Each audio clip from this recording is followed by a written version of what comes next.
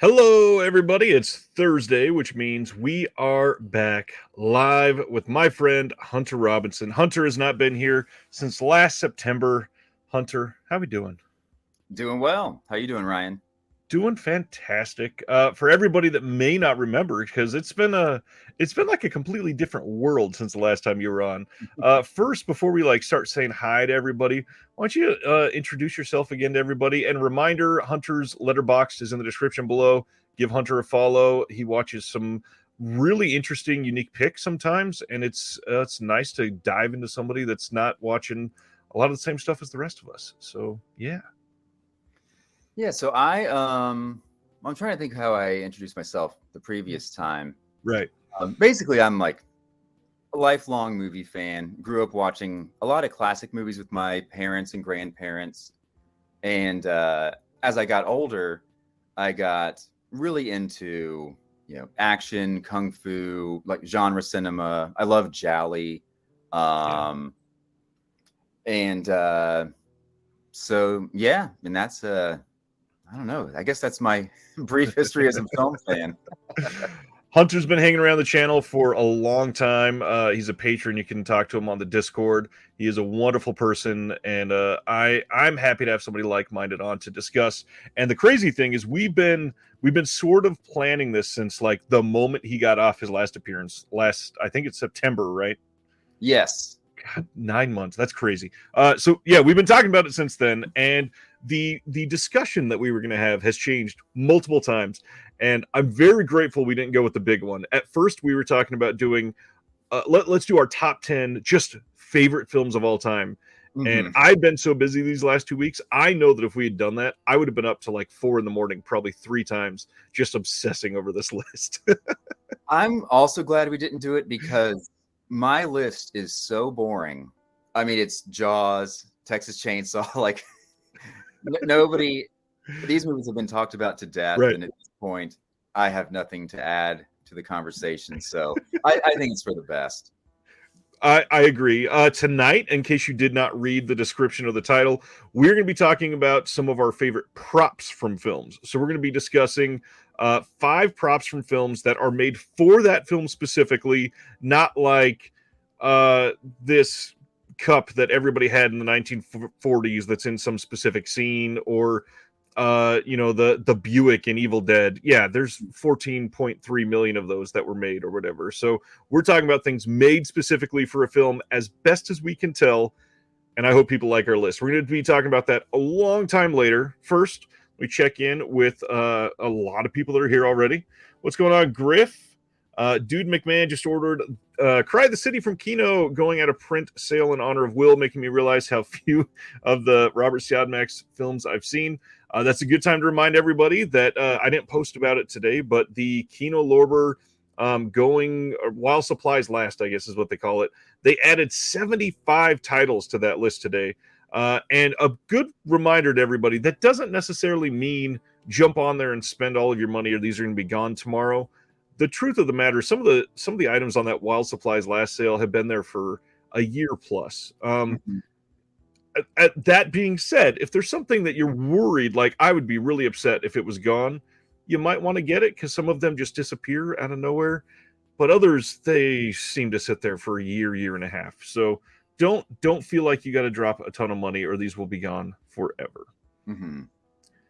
Sibner, so much went down this week. We're going to talk about a few of those things for sure.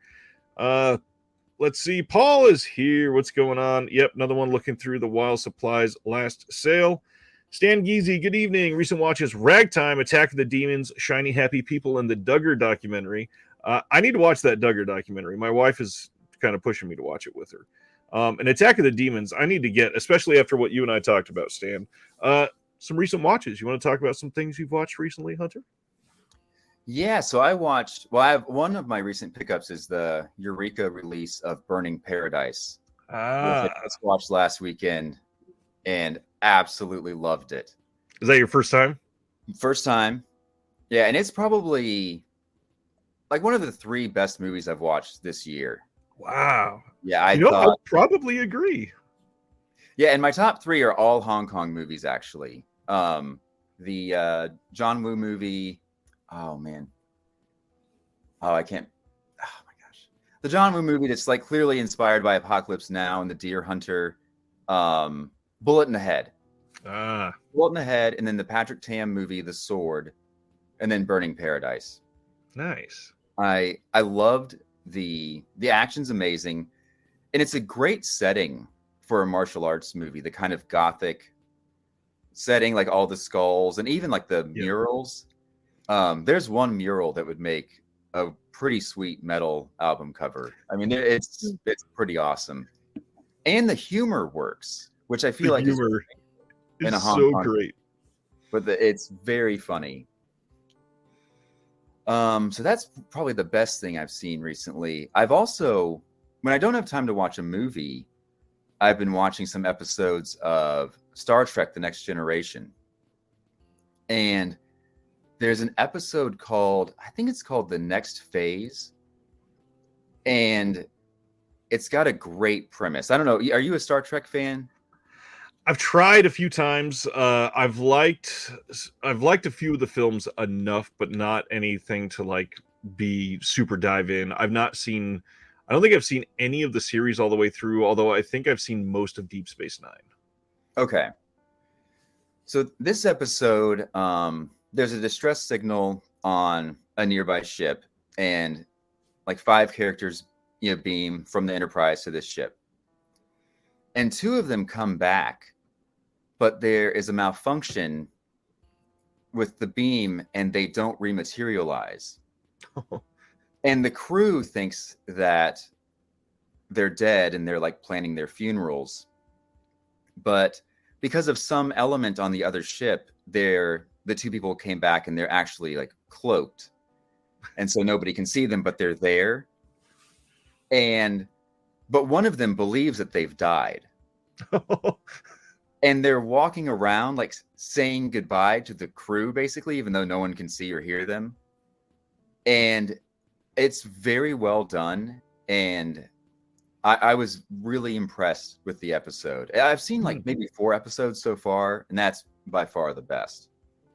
It's an interesting idea, and I could see the nihilism and philosophical questions that would rise from that situation. Yeah, that sounds super interesting.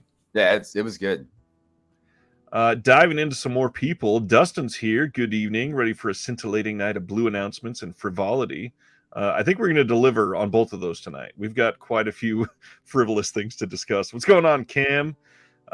Terry's here. Nice to know that Disney could get some much needed funds thanks to the French Connection. Discussing that in just a moment, I promise.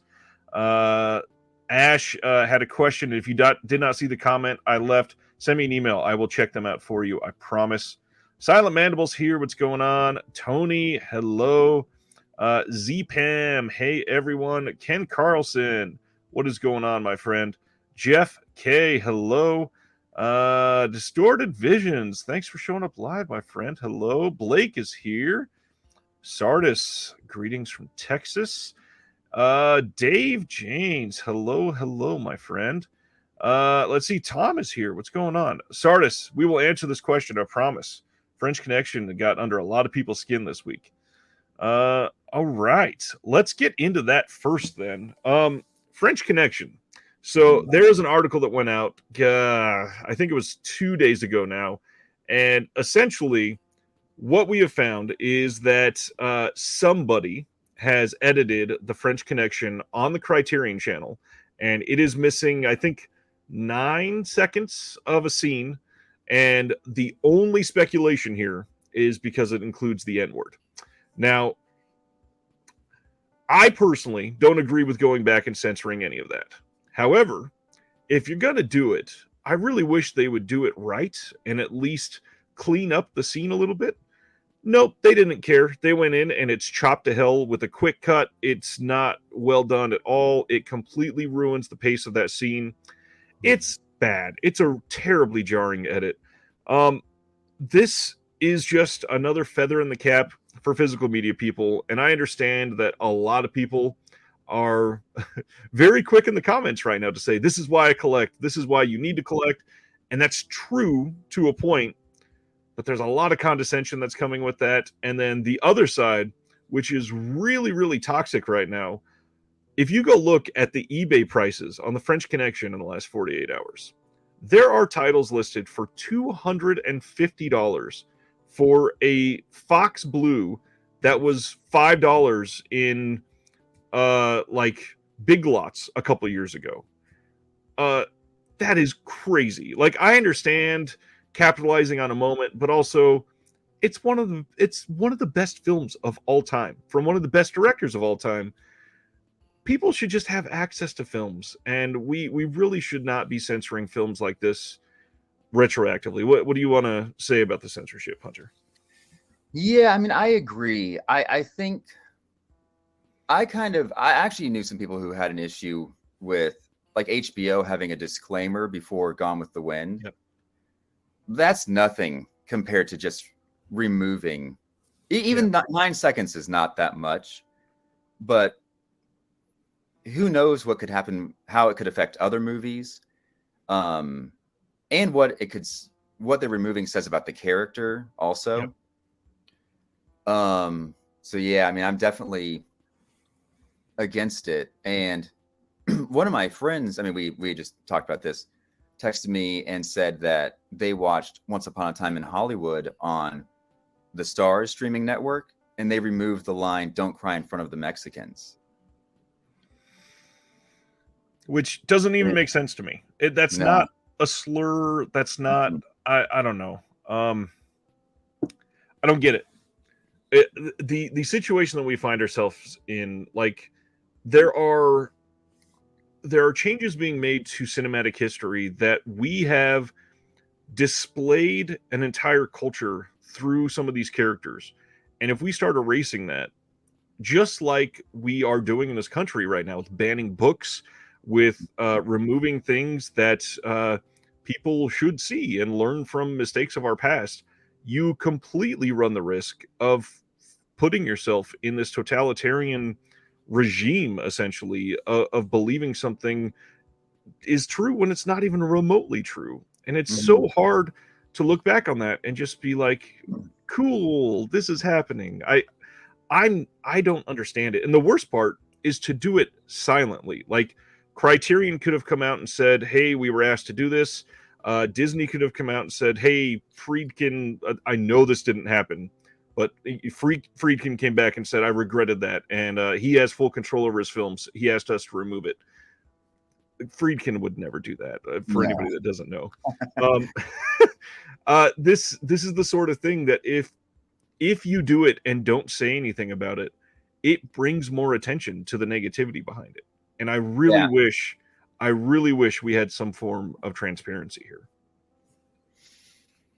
Yeah, agreed. It would be nice to hear a reason. It would be nice to hear the organization that made this happen. And on top of that, it would also be nice to have the option. That is the biggest thing for me, is I'm completely accepting of directors in 2023 looking at a physical media release of something. I have this next to me from 1962. This is a recent pickup that I'm going to talk about, but the director for this is probably long gone because it's 60 years old. But if it's a 40-year-old film, if they come out and say, hey, technology has changed and I want to change this one scene and maybe change the color timing a little bit, that's cool. Do what you want. It's your film. It's your art. However, a lot of us grew up with these films. Give us the option to watch what we maybe have watched 514 times and remember being a big part of this film. So that's the biggest thing for me. Yeah, and I appreciate I appreciate like labels that are releasing movies that have animal cruelty, that do cruelty-free versions. Yeah, but at least they give us the option. But yeah, when there's no option, I mean, obviously, yeah, that sucks. It does. With Once Upon a Time in Hollywood, there was another thing that we were talking about right before. You want to bring up the Video Archives podcast? Yes. So first off, I'm a huge Tarantino fan. I love Tarantino. And when the Video Archives podcast was announced, I was really excited about it. And I listened a lot when it first came out, and then I sort of lost interest. And then I heard about this Rick Dalton series they were doing, and that they had announced the death of Rick Dalton. And so I listened to this week's episode, and when they talk about Rick Dalton as if he was a real person, and actually say like Rick Dalton's performance in this movie, how these adults can pretend like this, just blew my mind. And when it got to the section where Tarantino was reading an interview with Rick Dalton, I was out. I turned it off. I couldn't take any more. So I'm probably going to lose some points for this. I mentioned this to Hunter right before we went live. I think I've really only heard about a half episode of the Video Archives podcast, and it came off as a little masturbatory to me, which I get. It's Tarantino. That's kind of one of his shticks. Like, that's been his life for the last 30 years. I completely understand that. So I could deal with that, but it wasn't a priority. Like, the limited time I get in ingesting other people's podcasts lately, that was not one I was going to prioritize. So I didn't really pay attention to it. But then, out of nowhere, some of these other channels that I follow started talking about this whole death of Rick Dalton thing. And I was like, oh, that's a cute week to spend, talking about this as if it's a real person. That's fun. And then they are reporting that it's going on for, I think we're on like 5 or 6 weeks or something. That, to me, that's crazy pants. I don't see doing this make-believe show for 5 or 6 weeks about that. No. And he's talked about writing a book about Rick Dalton's filmography. Yeah. Yikes. Anyways, yeah, the other thing that we want to talk about, which is a little less cringe than the Rick Dalton thing, but perhaps a bigger issue, is not only did the French Connection cause some consternation this week, in the world of physical media, we got our own controversy. With 4K Ultra HD discs, we have this wonderful world of not needing to worry about region coding. There is nothing written into the format of 4K UHD discs about region coding. They are not supposed to be able to do that. It is not supposed to be a part of it. Literally, it's not something that was on the table when negotiating how they were going to set up this format. Now, before about 5 or 6 months ago, there was less than 5 titles worldwide that were released on 4K that were region locked. One of them happened to be from Shout Factory. I think it was the Weathering with You 4K. It's an anime that was released that was supposedly accidentally locked region A. Most of the other ones were like German releases of like B movies, basically. Basically, most people were not going to have to worry about it if you were paying attention to this. Out of nowhere, a couple months ago, PlayOn in Germany, they region locked their Region B 4K UHD release of a Bava film. Pissed a lot of people off, but most of the people that were doing that, they had region-free players. They didn't raise that big of a stink. Out of nowhere, people are receiving shipments from Shout Factory this week of the People Under the Stairs 4K and Brotherhood of the Wolf 4K, and they are both region locked. This is ridiculous. On top of that, they responded to somebody's email, and somebody shared the email online, and essentially it was a non-answer. They worded it in a way that they could say, this was a mistake, and we don't anticipate this happening again. They're not saying that they did it on purpose. They're not saying this won't happen again. They're saying we don't anticipate this happening again. So therefore, they could do it again and just continue to pass the blame onto the disc manufacturers or something. This is ridiculous for a myriad of reasons. In 2023, most of the people in this chat tonight are probably those that are buying online for most of their films. I assume, are you the same way, Hunter? Oh, yeah. Probably 100%.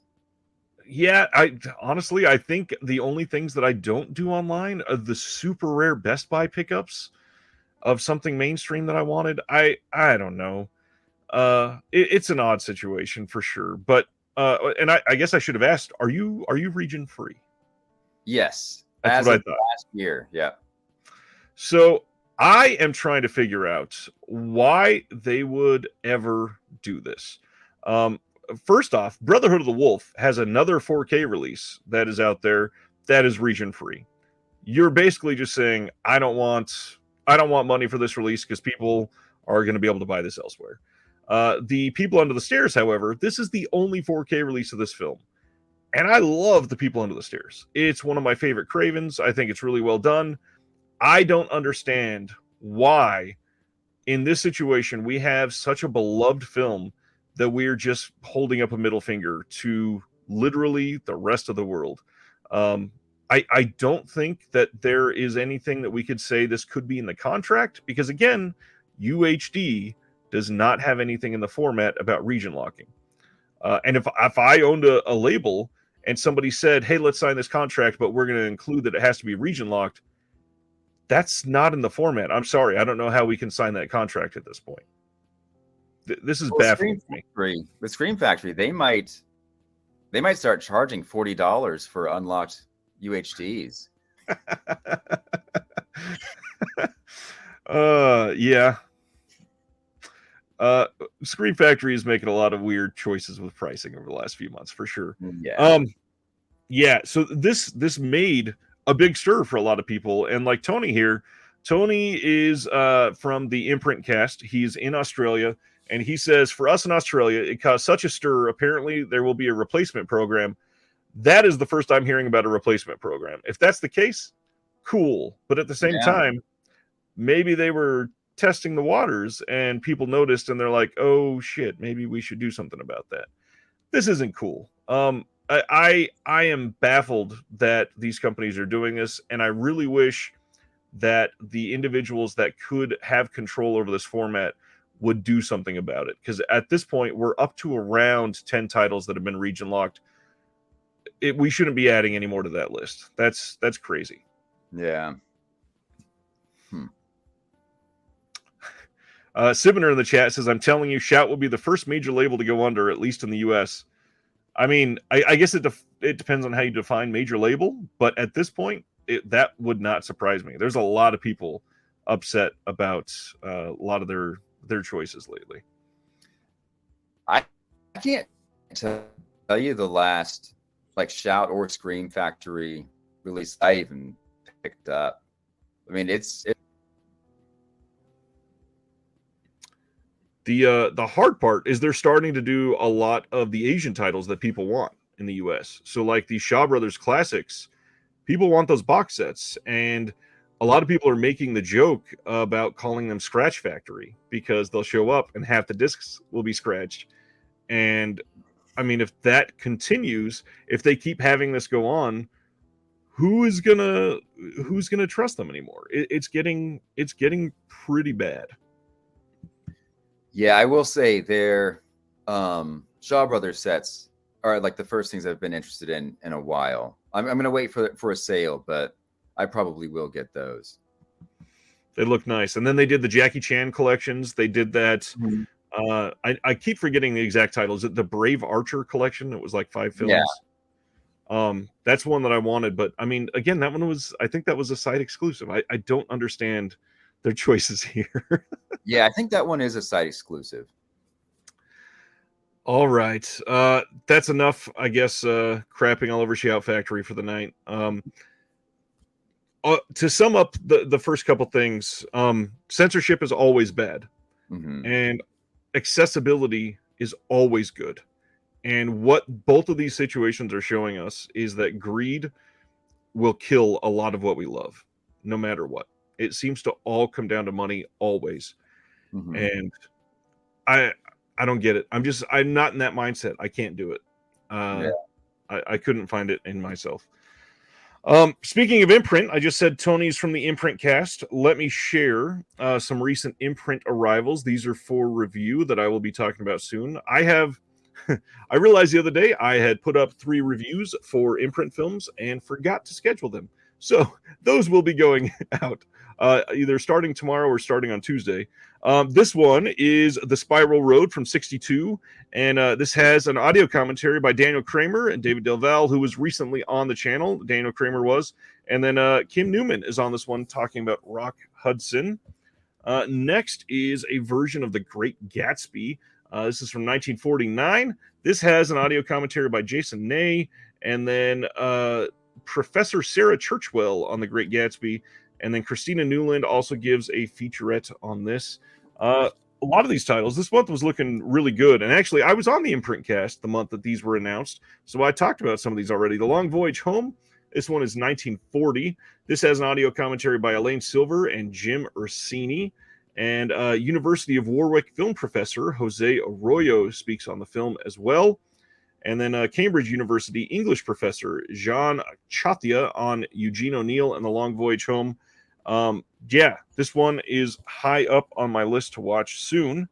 Bus Riley's back in town. This was anticipated for me primarily because of Michael Parks. I've not seen him in enough of his older films, so I'm interested in this. There's an audio commentary on here by Lee Pfeiffer and Paul Scrabo, and film professor Lucy Bolton speaks on Anne Margaret in the features here.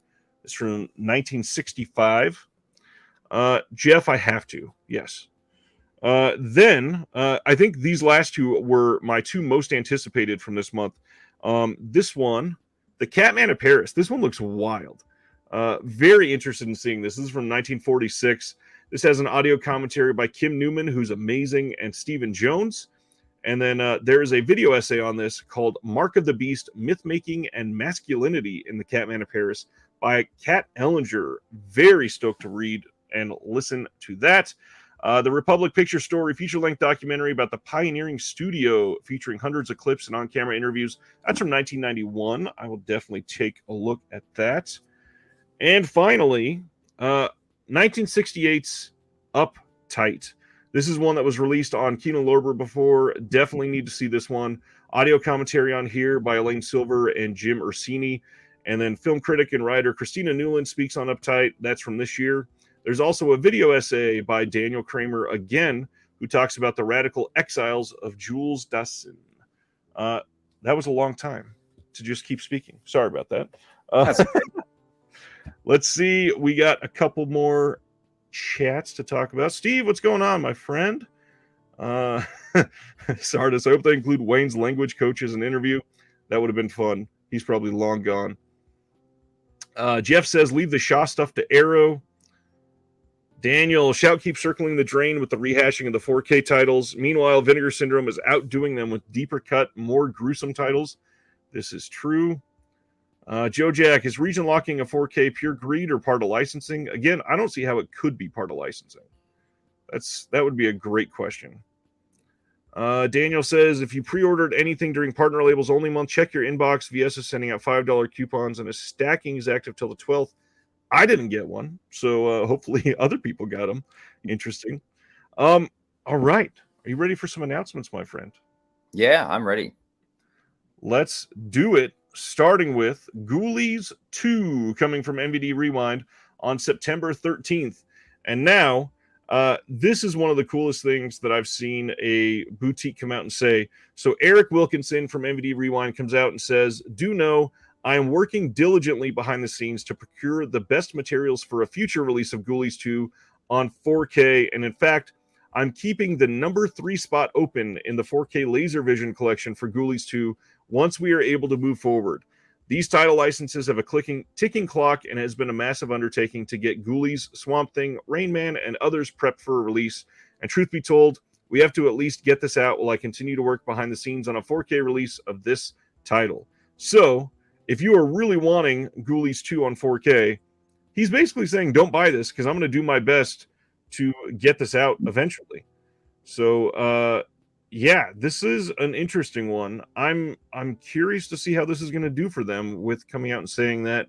I get the whole licensing thing, but that's a tough sell for a lot of people that are jumping to 4K nowadays.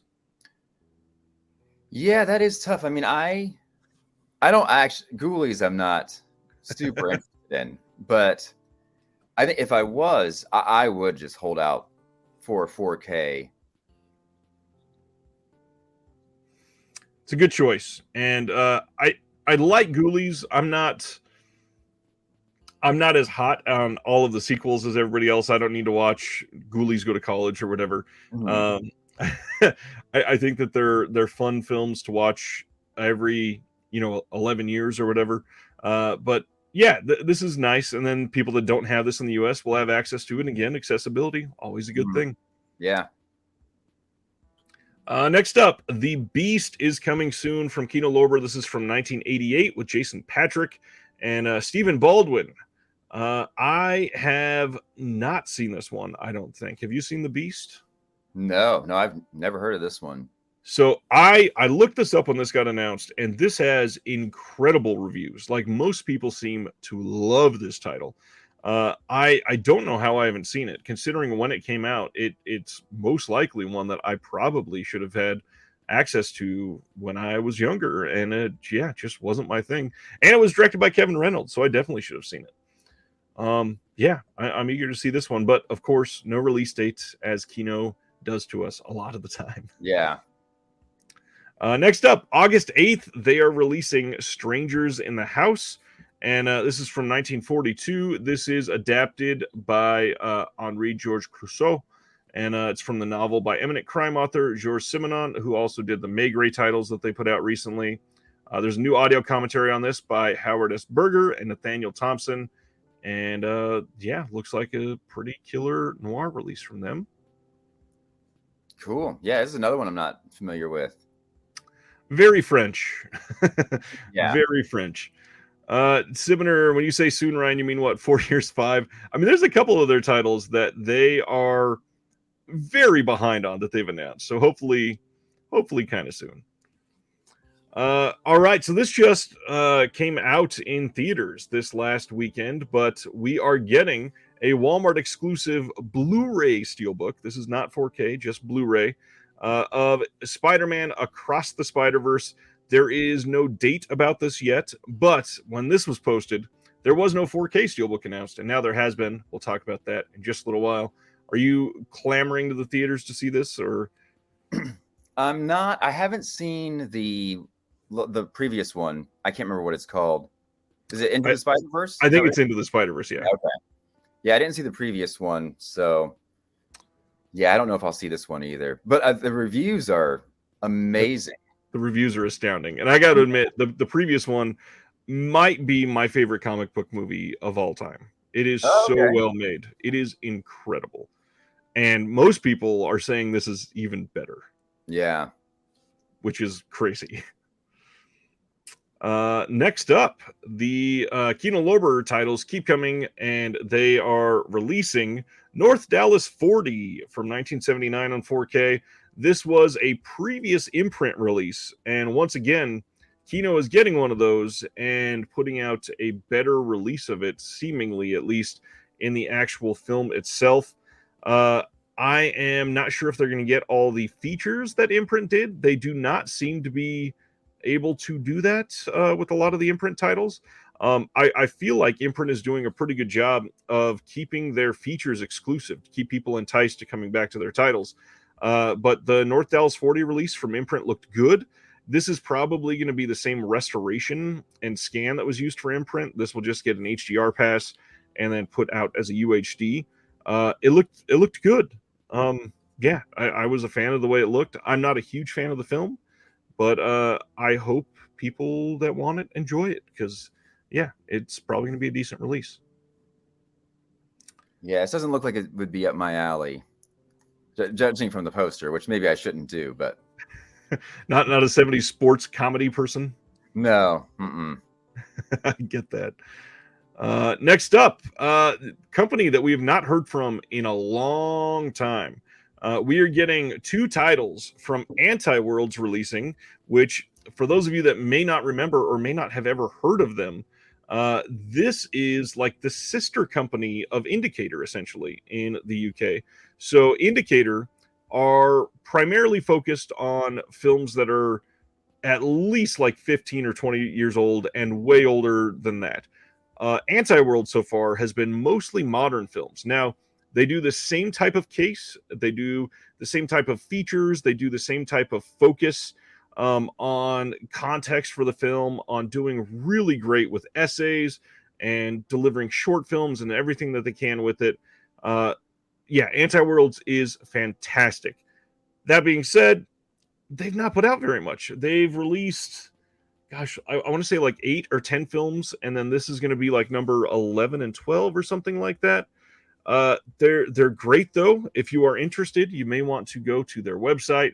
I've got that link there. It is anti-worldsreleasing.co.uk, and they've got these up for pre-order, and they are coming on July 24th. And on Murder Me Monster here, which is from 2018, they say that it is our most comprehensive deep dive disc ever, packed with astounding extras created exclusively for Anti-Worlds. Unfortunately, when I posted this, they didn't have any of those listed, so I'm not sure if the special features are listed anywhere, but they always do great work. This one says, a visual feast, but not for the faint of heart. Un certain regard contender, Murder Me Monster is an atmospheric and eerie Argentinian fantasy horror thriller with cult appeal from writer-director Alejandro Fadel, starring newcomer Victor Lopez as a policeman investigating a series of gruesome murders after headless bodies start to appear in the region. The excellent Lopez stars alongside the equally talented Tania Cassiani, Esteban Bigliardi, and Sofia Palomino.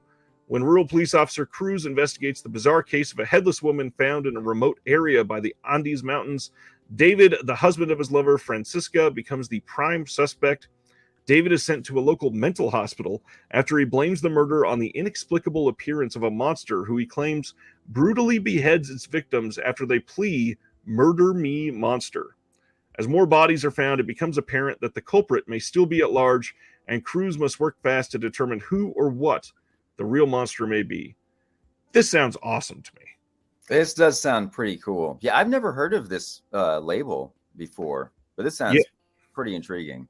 They've done some of the Shudder exclusive titles before they went to Shudder. Like they did, I think it's called Dogs Don't Wear Pants a few years ago. And they did, oh man, they did a couple more that have been released elsewhere, but none of them are like huge, mind-blowing titles. Dogs Don't Wear Pants is just my favorite of their releases so far. That's why I remember that one. But yeah, they are, all of their limited editions are still in print, I believe. They have been very, very like under the radar for a lot of people. So if you are interested and you like the quality of Indicator, and maybe you also like modern films, you may want to take a look at them because they do great stuff. What's going on to my sister? Hello. Next up from Anti-Worlds is Earwig. And this one, if you order it from their site, will have this slipcover exclusively. They didn't even mark which one was the slipcover. I'm assuming this cover right here that looks kind of like a mosaic. And then this building will be the actual inner art. But once again, this is releasing on July 24th, and it is from 2021. And this one says, somewhere in Europe, mid-20th century, Albert is employed to look after Mia, a girl with teeth of ice. Mia never leaves their apartment, where the shutters are always closed. The telephone rings regularly, and the master inquires after Mia's well-being, until the day Albert is instructed that he must prepare the child to leave. This sounds intriguing, at least. I know nothing about this. This is a fairly famous French director's third feature length, and there's going to be a bunch of stuff on this disc as well. Looks pretty interesting. Yeah, Teeth of Ice might actually be a better title. It would have been. It's a very creepy visual. Yeah. All right, going to the next one. We got some details on the Enter the Dragon 50th Anniversary Collector's Edition, and this one's a little odd. So September 11th on 4K, we're getting this sort of a box set. It looks like a giant collector's edition like they've been doing in the UK for the most part. However, this one says limited edition of 3,000 worldwide. I've not seen a US link for this yet. I'm imagining it's still coming. But as you can see, we got a rigid slipcase on this. It is a steelbook, 2-sided theatrical poster, a lenticular cover, 3 double-sided art cards, 3 production notes, and then 3 behind-the-scenes art cards. This one, I'm assuming, is more up your alley. Yes, for sure. This is definitely up my alley. Now, it's going to be tough because I do want the Arrow set. And so getting the Arrow set and this might be a struggle financially. Right. And the hard part is the Arrow box is not going to have this in 4K. Right. And we don't have the cost for this release yet, do we? I think you can see this on Amazon UK right now, and maybe Zavi. But I mean, obviously, that will probably be different if it gets announced in the US. Mm-hmm. Stan says Greta earwig. Wow. Carrie, bummed the Anti-Worlds never released Jumbo on disc. Interesting. I didn't know they had Jumbo. Let's see. Saw a screening of Enter the Dragon as a decommissioned ferry. Interesting. Jeff wants to know how quickly that will sell out. This is a film with a giant fan base. I would not be surprised if this is sold out on pre-order, especially because this still has more than 3 months before it's released. Mm-hmm. Not entirely sure if it's going to last, but also not sure if they're going to announce it everywhere else. Like, are we going to get links or what? I mean, there's a lot of questions in the air there.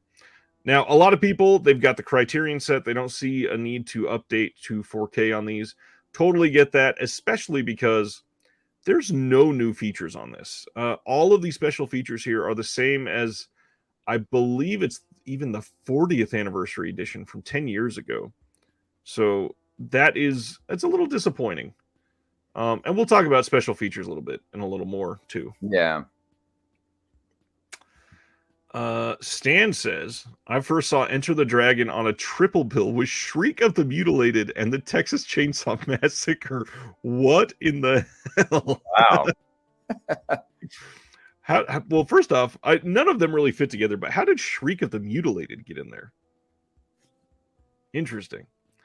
Next up, I posted a video with Laurent from Wicked Vision again this week, and basically it was a check-in video after they went to LA. And there are, if you haven't watched it yet, just to try to sell you on a little bit, there are some incredible stories in this. Laurent was possibly almost murdered. He that's burying the lead a little bit. He had a very terrifying night in LA. He had like a mental breakdown and wanted to leave and quit the documentary that they're working on, and was driving along and ended up in this like really personal, magical place for him. So yeah, if you're interested, give the video a watch. I think it's pretty decent. Oh, it's a great interview. He is so cool. Oh, and when he said that he told his partner that he just wanted to go home, I was just like, oh my gosh, this is almost like tear-inducing. Right, and it was 8 days into a 21-day trip, and he was just done and exhausted and overwhelmed. Yeah, that hurt. Yeah. Let's see. What is next? Kamen Rider Black is coming from Discotek on August 29th. And this is going to have all 47 episodes presented in 1080p with the original Japanese and English language. Are you much into anime stuff? You know, it is a complete blind spot for me. I have seen, I mean, outside of like some Miyazaki movies, I haven't seen anything. I get that. I am essentially the same way. The only thing I've really seen is the first few episodes of the Netflix Castlevania series, which was decent, but it didn't draw me in and make me want to finish it. So there's that. And then I watched Perfect Blue last year and was impressed with it. And that's, if you are any sort of horror and a horror fan that wants to watch anime, Perfect Blue is a great place to start. It was definitely filled with some horror tropes and some fun music and really well done. Yeah, I've heard that's a great one. It is. Ice says this is tokusatsu. Ice knows way more about this than me. It's Power Rangers, not anime. My bad. See, showing my true colors of never having seen this. And I didn't put tokusatsu on there. Yeah, I should have known. Thanks, Ice. You're amazing. Next up, this one is interesting. So From the Heart Productions is running a fundraiser for a documentary called Boutique. And the moment I posted this, I'm not going to take full credit, but like all kinds of other pages started posting about this later on that day. This one is interesting because when we posted this, they didn't have any tiers up for like you could get rewards, but now they do, and they're not all that enticing. They are very expensive. There's some things that feels like you should maybe be getting more, but at the same time, it is literally a fundraiser. You are supporting somebody. So I get that the money is supposed to be going to supporting the actual creation of it. I've had a couple people in comments say something like, this feels like it could be a scam or something. How does this cost $50,000? I don't know the person running this directly, but I will say they are a friend of a friend. And as far as I can tell, everything looks legit. Completely looks very, very real to me. And on top of that, they are from Canada. So the travel is going to take a lot of pay. They are probably doing a lot of this in person, and they're trying to do it right. I don't personally know them, but it does look pretty good. Now, they did list some things that they are planning on doing. They've got some subjects like Joe Rubin from Vinegar Syndrome. They've got Leslie Donaldson from Happy Birthday to Me, Curtains and Deadly Eyes, Bill Allen from Rad, David Gregory from Severin, Lizzie Borden, the filmmaker, will be there, who did Born in Flames and Working Girls, John Huckert from The Passing and Hard, Something Weird's Lisa Petrucci, which is really cool, Wes Hurley from Potato Dreams of America, David Blythe, Sam Deegan is going to be a part of it, Tori Potenza, Carolyn Morissette, Peter Kaplowski, Altered Innocences, Frank Jaffe, and then Scooter McRae from Shattered Dead and 16 Tongues, and many more. So I foresee this being pretty decent. Yeah, there's some cool people involved for sure. The picture that they were using is making people a little put off, like it's going to be very focused on Vinegar Syndrome, but there's a lot of names involved in this. So I would consider it. This is a great question. Griff says, speaking of Severin, what's going on with their sale? Are they having it or not? Seems weird that they are radio silent on it. I can confirm that they are having a sale, and the plan, as far as I was aware, was to announce this week. So hopefully we hear something soon. This week would mean tomorrow. So we shall see very soon, hopefully. Next up is that 4K I mentioned of Spider-Man Across the Spider-Verse. This is a Best Buy exclusive, and you can pre-order this now. And it's a better looking steel than the Walmart one, I think. Yeah, looks pretty nice. Now, the odd thing, I didn't pay attention to this, but for those that have played the other things, supposedly some of the art on here is copied and pasted from other pieces of art, like the Spider-Man video game for PS5, and they literally just lifted it and put it on this steel. Not sure if that's even from the film, but it's Sony. They own it all. Doesn't really matter. Speaking of 4K and steelbooks, August 1st, we are getting one of my favorites from John Hughes. Ferris Bueller's Day Off from 1986 is coming on a 4K steelbook and standard release. And because it's from Paramount, it won't be exclusive anywhere. You can get this anywhere. This will be Amazon. Orbital will probably get it. Grindhouse will probably get it. Diabolic will probably get it. Probably can get this in store at Best Buy if that's what you're into. A lot of people are reporting that their targets are depleted down to nothing. So probably not there, except online. But then the thing that I was mentioning just a minute ago, which we should probably talk about for a second, no new special features. This is odd to me. I'm glad that they're putting it out. I'm glad that the audio commentary with John Hughes is back. That was out, I believe, on all of the Blu-rays. I don't think it's been available since the DVD days. But also, this is a 37-year-old film that impacted a lot of people that are now working in home video. Mm-hmm. You don't think you could get anybody to discuss Ferris Bueller? You don't think you could get somebody to do this for free and discuss on a Paramount release, or do an interview with Broderick that takes 5 minutes, or Jennifer Grey, or I mean, anything? Alan Ruck would have been thrilled to speak on this, I'm sure. This is rough. Yeah. I would love to get more features on this. And the rumor for a while was that Criterion was going to put this out. And I was excited that maybe we would get something. But even then, Criterion hasn't been doing a lot of extra. I don't know. I love this movie. What do you think about Ferris Bueller? You know, I have never seen this. Whoa. Yeah. That's understandable. Yeah. It's just one I just have not gotten a chance to see yet. A lot of people don't love it. Paul says they're probably not going to talk to the principal, though. This is correct. He's a terrible person. Let's go to the next one. Vestron, they announced this last week, but we got some details on My Best Friend is a Vampire. This is going to have an audio commentary with the director Jimmy Houston and Nathaniel Thompson.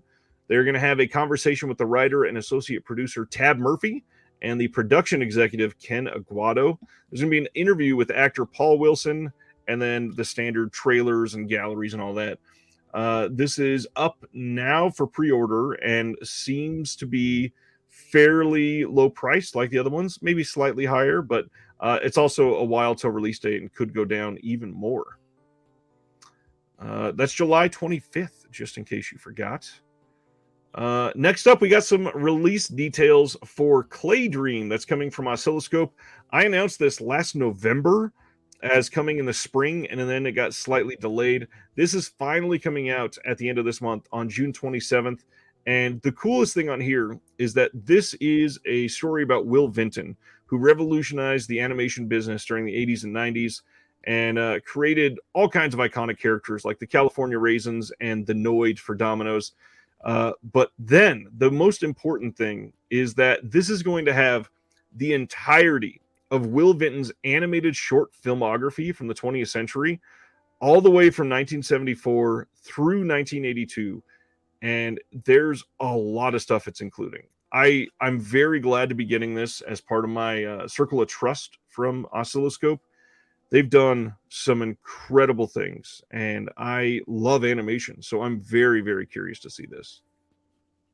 Yeah, this sounds pretty interesting, actually. I recognize his name, but I can't recall what I've seen of his. Yeah, I love this. Paul is pointing out one of the extras here. It says an odd uncut voicemail from Michael Jackson to Will Vinton. What is that? I cannot wait to hear that. Next up, there is a flash sale that is going on at Ronin Flix right now, and this ends on June 11th at midnight Pacific.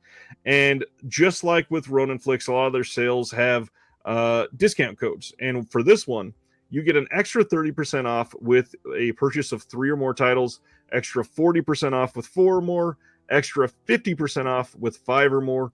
But then it says discount code automatically applied to eligible carts. So go to their site, look at the section that is going to have the sale titles. They've got a couple new packs that they're selling from. Ronin Flix has all kinds of titles. Recommend Haunt from them that they put out themselves. They've got a lot of the old Scorpion titles. Yeah, check it out. Stan is interested in the Will Vinton item. Jeremy's here. What's going on, my friend? Let's go to the next one. I'm curious your thoughts on this one. September 5th, we are getting Matilda on 4K, and this is a Sony title, so it's going to look great on 4K. The cool thing, just like we just talked about with Ferris Bueller, this is getting an all-new commentary from the man, Danny DeVito. What do you think of Matilda? Have you seen this one? No, I haven't seen this either. Man, Hunter, I don't, if you don't want to say it, don't answer. How old are you? Oh, 39. Okay, so you're just older than me. Mhm. Maybe this just passed you over. This came out in 96. So let's see, you would have been about 12. So yeah, probably a little too cool when this came out, Yeah, maybe. I'm trying to think what I would have been watching. Because when I was a kid, I mostly watched older movies because my parents were very strict about what I could watch. And so I mostly, if it came out after 1960, I had to ask my dad for permission to watch it. Wow. I don't think you mentioned that the first time, and I don't think you've mentioned that in the Discord. That's crazy. Yeah, and so there were a few movies that snuck in, the original Star Wars trilogy, Jaws, and I think at least Raiders of the Lost Ark, and the Turtles movies. Whole bunch of classics and the Yeah. Turtles movies. So, so those movies somehow got in, but everything else, it was an uphill battle.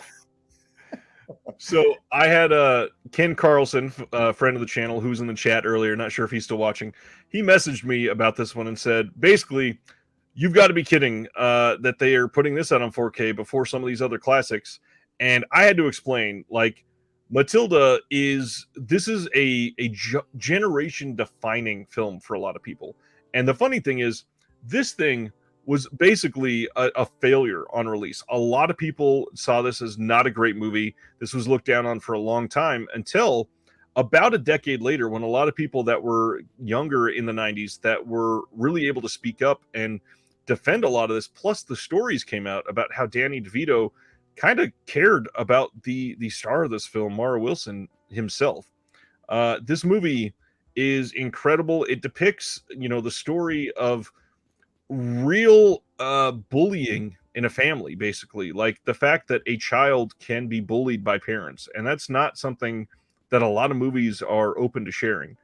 And so, for a lot of people that went through a childhood that wasn't great, this is like a representational film for them, and I completely agree. This is one that I was in love with. It is a film for kids that were bullied. This is a film for kids that wanted to see something sort of supernatural, but also rooted in some reality.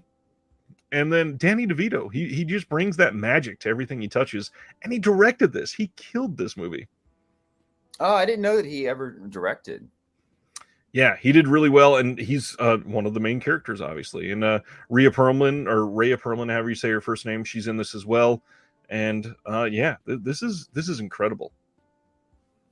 I love all this love for Matilda in the chat. Paul Huggins, who is a teacher, says, I have 18 to 20-year-olds that are students that write about Matilda. Eric saw Matilda in the theater when it came out when he was 28. Nice. Z-Pam, born in 94, grew up with Matilda on VHS. Carrie, also a film for kids that were bullied. This is true. Absolutely. Anthony says she will always be the little girl in Mrs. Doubtfire to me. Yes, yes. He also directed War of the Roses, says Sibner. I don't think I've seen War of the Roses. I haven't seen that either. Wait, did Danny DeVito direct Mermaids? Somebody's got to look that up and confirm. That's crazy if so. Interesting. I had no idea. I haven't seen Mermaids in forever, but I would love to know that. Let's go to the next one. I'm sure somebody will confirm in just a moment. Oh, well, that's not awkward at all. So my next one is a little bit of self-promotion. So I just recently changed up my Patreon stuff a lot. I've got a whole lot of tiers here, and I'm working on a lot of extra content behind the scenes, and there's not a real great way to share with everybody that I'm doing this. So, hey, just a moment. I will say this. Okay, he did not direct Mermaids. Good to know. God dang. Danny DeVito directed Death to Smoochie? Are you serious? How did I not know this? Anyways. Okay, so some of the things that I'm working on. I'm doing limited edition quarterly merch and sending that out to everybody. Handwritten notes, sent like Christmas cards, thank you notes, stuff like that. I'm going to be working on my own exclusive content like visual essays and commentaries. To be sharing personal updates, pickup videos, stuff like that. And one of the coolest things is I am starting a monthly physical media newsletter that is going to be a roundup of some stuff that got announced in the last month, but also more than that. Some items from people in the community that they're not sharing elsewhere. I'm going to be highlighting some news that really doesn't get spread enough, like replacement programs. I'm going to be listing items such as pushed release dates that people don't really talk about enough, and trying to get more of the actual news in there. And then I'm going to have some fun with it. There's going to be a lot of other stuff. The first one is probably going to go out about a week from today. I'm going to try to do it around the 15th of each month. And if you're interested, it's the perfect time to sign up and check it out. We would love to have you in the Discord. And if you sign up to get that newsletter, you are in the Discord as well. So make sure that you are getting your login info for Discord attached to the Patreon. This one is disappointing to me. So so coming soon from Disney, and the rumor for this is the first week of July, but we are getting a Best Buy exclusive 4K Steelbook for The Nightmare Before Christmas. I love this film. I love that this is coming out in 4K. Stoked on it. Oh my God, I'm so tired of these Disney 100 Steelbooks. This is so disappointing for this film. For such a beautifully made film. It is great. Love this. So many colors. Would have looked amazing. Griff says, does the Patreon matter if you pay monthly or all at once for a year? No. If you do all at once for a year, you even get a discount. So yeah, it's totally fine to sign up all at once at the beginning. I think you're going to like the newsletter if that's what you want. So this Steelbook, they are doing this to, I think they were called the Disney Treasures tins that they did a handful of years ago. They're trying to look like that. These are awful. These Steelbooks, they had so many ideas that they could have ran with, and they go with an all silver Steelbook with a little rectangular cutout with Jack Skellington in the front, and that's all you get. Yeah, with a title like this, like the possibilities are endless for the quality of art you can have on the Steelbook. They released this just a few years ago, and this is a Blu-ray Steelbook, and the front, at least, glows in the dark. This isn't a great Steelbook either, but at least it glows in the dark. Yeah. I don't get it. Like, the art on this could have been so much better, and this one is even worse. It is wild. I don't know. This hurts. Dead Sea Life says Disney Treasures tins were great. We'll never see those again. I have all of them but 3. Some of them go for like $150 now or more. That's a lot. If they turn the steels inside out, they would be 10 times better. Yes, exactly. Absolutely. The inside is way better. This doesn't look like Tim Burton at all to me. Mm-mm. All right. Again, happy this is coming on 4K. Wish they would have done something different with the packaging. And honestly, it'll probably get a standard anyways. This is one of the biggest money makers for Disney. Next up, we got 2 more Radiance titles announced. So this one is coming in the UK and the US on September 18th and 19th, respectively. This is called The Dead Mother from 1993, and the art here is fairly striking. I'm into that. This one says, Ishmael breaks into the house of a fine art restorer and shoots the homeowner dead, leaving her daughter orphaned and traumatized for life. Years later, Ishmael is working in a bar where he sees the daughter again. Paranoid that she has recognized him and will report him, he kidnaps her and holds her hostage, demanding that her hospital pay a ransom for her release. As he spends more time with her, a strange bond develops that causes him to delay the ransom request or fulfill his threats of throwing her in front of a train. But he can't delay forever. A gothic thriller with pitch black humor that recalls the Coen brothers, Juan Mabajo Ulloa's sophomore feature won a host of prestigious international awards and was a precursor to the Spanish genre explosion. I am dying to see this. The moment this was announced, I was so intrigued. This story sounds fantastic. We're getting a lot of special features on here, just like Radiance has been doing on every release. A documentary on the making of the film with behind-the-scenes images and interviews. There is a 1989 Goya award-winning short film by Ulloa that's been restored as well, which is 40 minutes long. That's a lot more than just a standard short. You got your gallery behind the scenes, promotional images, and then new artwork as well. Plus a booklet with new writing on the film by Xavier Aldana Reyes, author of the Spanish Gothic, National Identity, Collaboration, and Cultural Adaptation, and then some archival writing as well. Plus, I totally forgot about this. This also will have the soundtrack CD, which is great. What do you think about this one? Yeah, this is pretty intriguing. I mean, I've never heard of this, which actually, that makes me more excited. I love that Radiant seems to be releasing a lot of stuff that is just completely, brand new to me. But yeah, this sounds pretty interesting. Now, when I first saw the cover art, it did remind me of Joaquin Phoenix Joker. Oh, and as the comment on the screen says at the moment, yeah. I agree, and I'm very curious to see how that fits in with the film.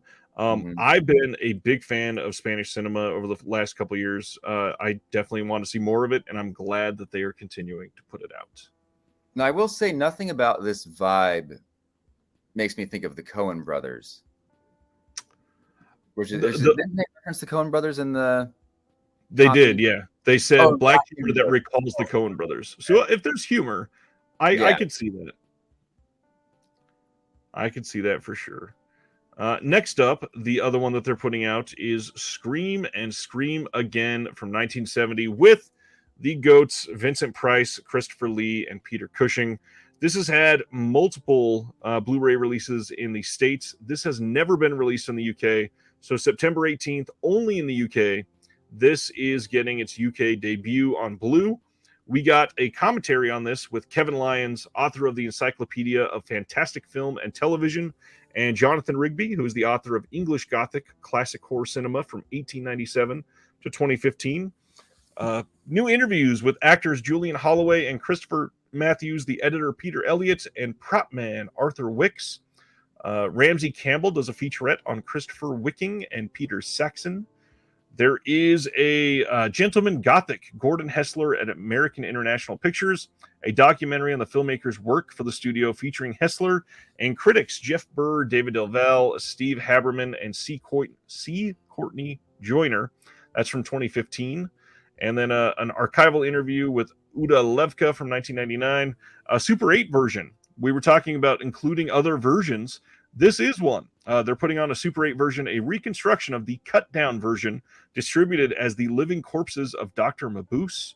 And then Mick Garris trailer commentary as well. And limited edition booklet featuring new writing by Ann Bilson. This looks like a pretty solid release for this film. Yeah, this looks pretty great. And I like Kevin Lyons, who does the commentary. He's a frequent guest on the Evolution of Horror podcast, which I'm a pretty big fan of. And Jonathan Rigby has done a lot over the years as well. I think he was on a lot of the Arrow Academy titles. So a lot of these names people recognize. And when Fran Simeone, who runs Radiance, used to work at Arrow, he's got a lot of those people that are just in his stable. And he's going to approach a lot of the people that he knows. This release is available in the Kino Wild Supplies last sale right now, which means it's going out of print in the US, which kind of sad. Maybe if it went out of print a couple months earlier, maybe Radiance could have released it in the US as well. But yeah, if you want it, you may want to pick it up from Kino. If you are not region free, this one will likely be region B locked. Paul Berryman says Jonathan Rigby is great. He did good work with a lot of Hammer releases. Heck yes. Next up, another one with no new features. We are getting on August 1st a 4K collector's edition called the Universal Essentials Collection of The Big Lebowski. And of course, we were just talking about the Coen brothers. Perfect timing to bring this up. For this one, we're getting a slipcase, a reversible sleeve on the film, a certificate of authenticity, which will be for a film cell replica that they're including, some art cards, and a collectible booklet. and then a 4K disc and a Blu-ray disc. Solid looking release, but again, this is likely not going to include any new special features. This was already released on 4K. I don't think there's any new restoration work that has been done to this. This just looks like a classic studio putting out the same film with the same disc for more money.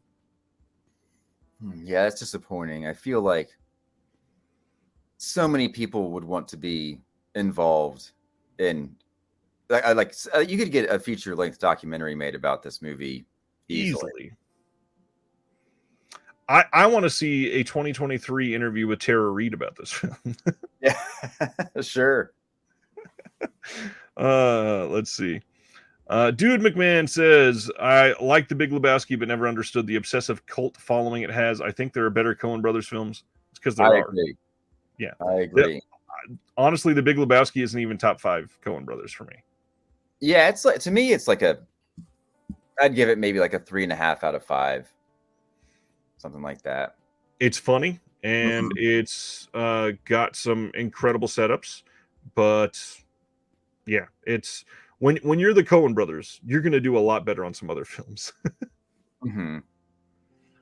Let's keep going with some Warner Archive titles. Hey, all of these are before 1960. Maybe you've seen these ones. Yes, I'm allowed to see these for sure. Now you're allowed to see them. July 25th. These are when all of these are coming out from Warner Archive. July 25th, we're getting 6 titles from them in July, which is great. We're getting Helen of Troy from 1956. This is going to have all of these, I believe, has some special features on there. We got 3 behind-the-camera sequences from the Warner Brothers Presents TV series called The Look of Troy, Interviewing Helen, and Sounds of Homeric Troy. There's also a Warner Brothers cartoon called Napoleon Bonaparte. Yeah. Have you seen this one? No, I haven't seen this one. Yeah, me neither. I have not seen this one. Jeremy, are you saying who even are you anymore to me? Because I'm saying that The Big Lebowski is not even top 5 Coen. I mean, yeah, look at their filmography. You'll be all right. They have much better stuff. The next one, The Fastest Gun Alive from 1956. And this is, of course, the Glenn Ford film. And for special features, they've got Tom and Jerry cartoons, Blue Cat Blues, and Downbeat Bear, and then the original theatrical trailer. How about this one?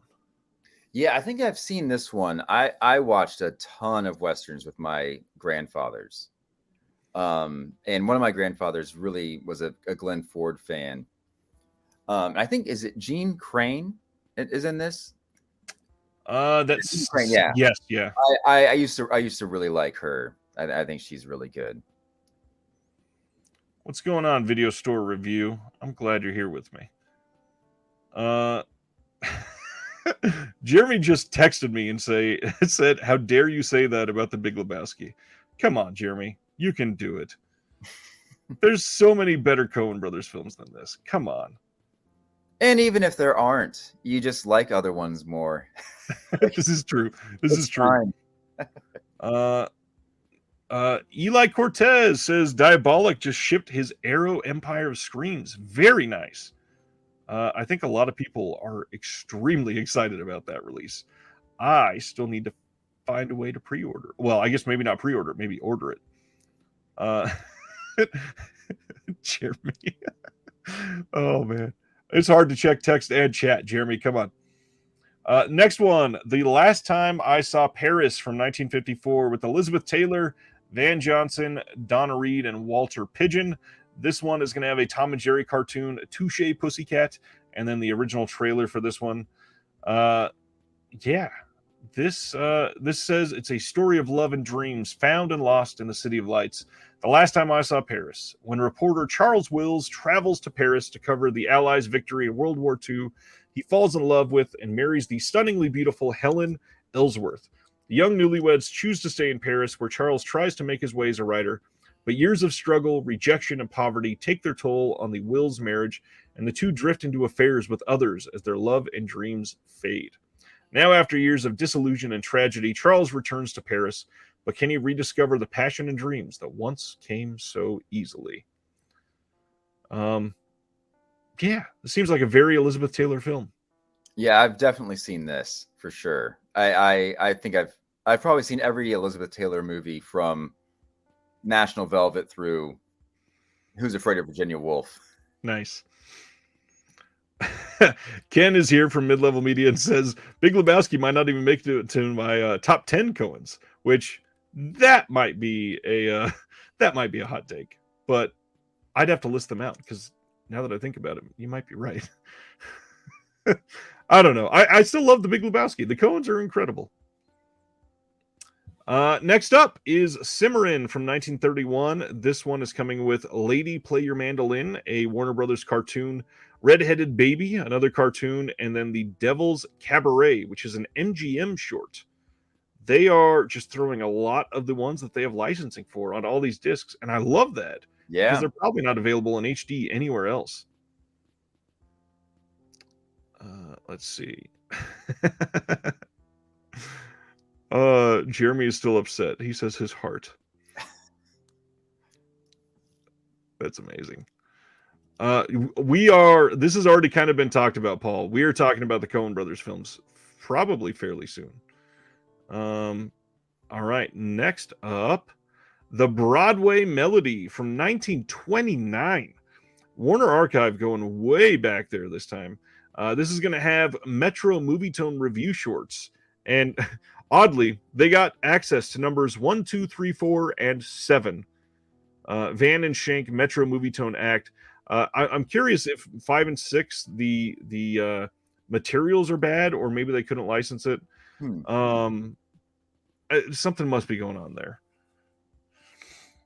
Yeah, I haven't seen this one, but there are other Broadway Melody movies. There's Broadway Melody of 36, Broadway Melody of 38, and I think Broadway Melody of 40.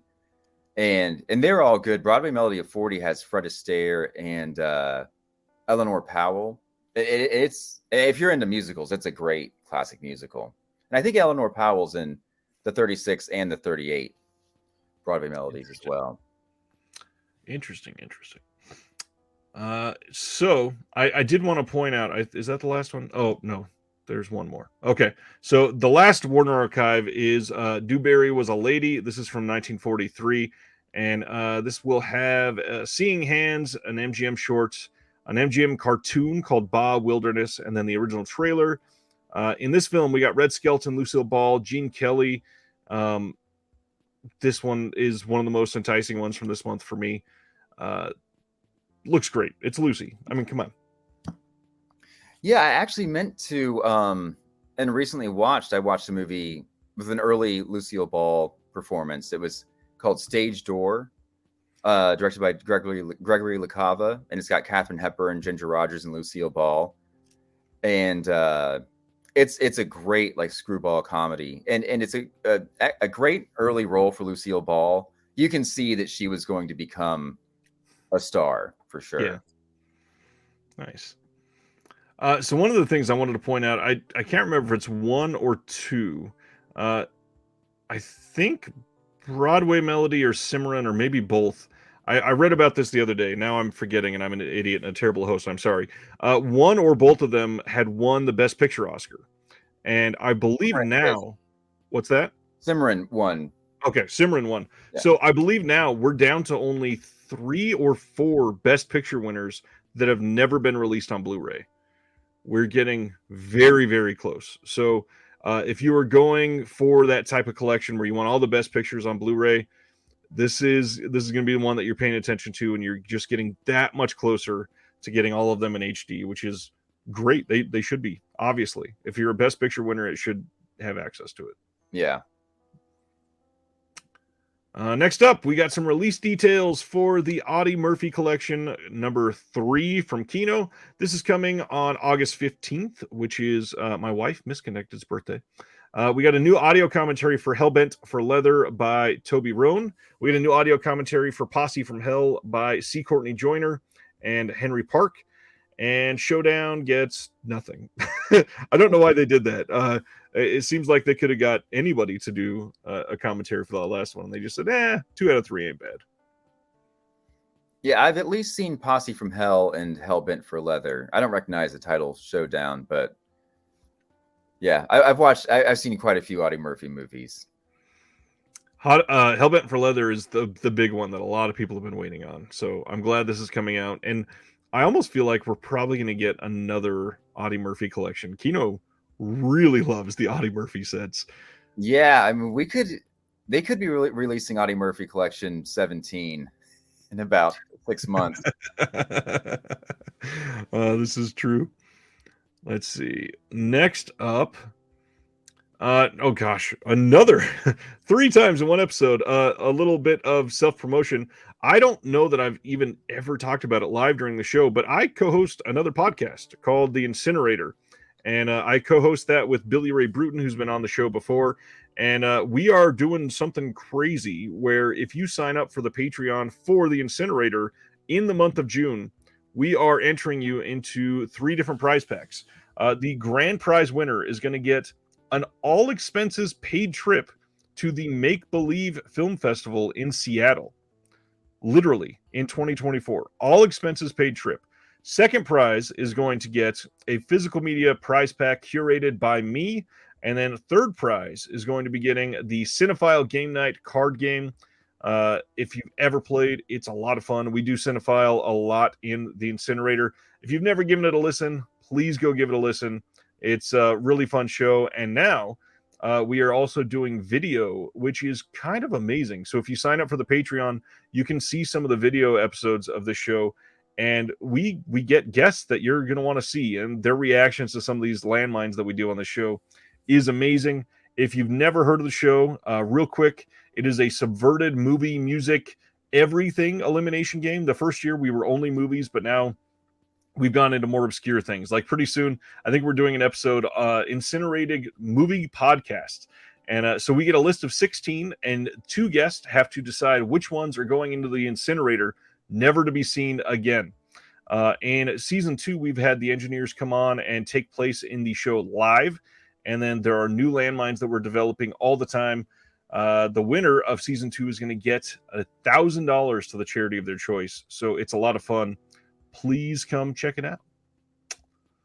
Let's go to the next one, which is Skinamarink from Shudder and RLJE Films is coming as a Walmart exclusive steelbook.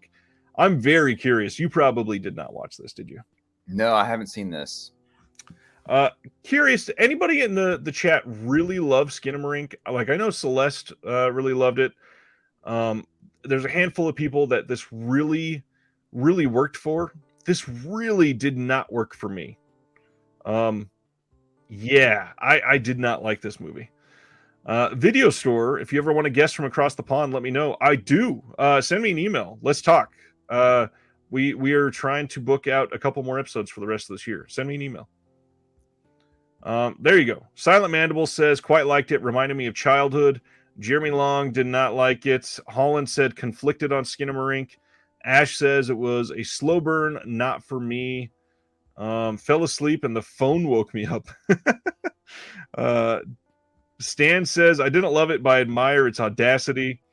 Dustin says, I appreciate it more than loved it. And that is exactly what I would say, is I could not stand to watch it, but I was impressed that they got it made. Also super impressed that it played on so many major theaters. Like, this had actual screen time in a lot of cities, which is crazy to me.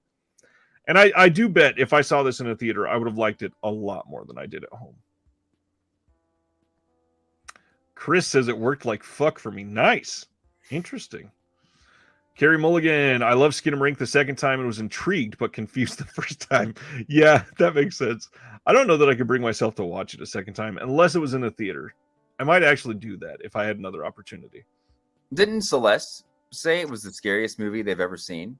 Yes. Wow. And if people are interested in somebody just to see how it worked, Celeste put out like a really nice, I think it was like 15-minute or maybe even like 20-minute analysis of the film, saying why it was so effective for them and saying A lot of basically what we were just summing it up as is that it's impressive and done in this really audacious style, but there are certain things that worked for people and certain things that didn't. And I think for a lot of people, the way that you were raised actually could dictate if you appreciate this or not.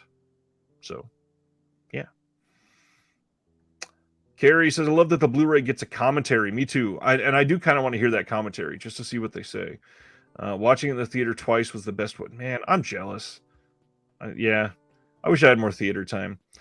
Brian wants to know, do we think the success of Terrifier is helping to get these flicks out to theaters? And he does mean Terrifier 2.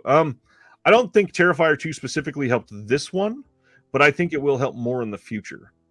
Terrifier 2 was a sudden hit for a huge movie now.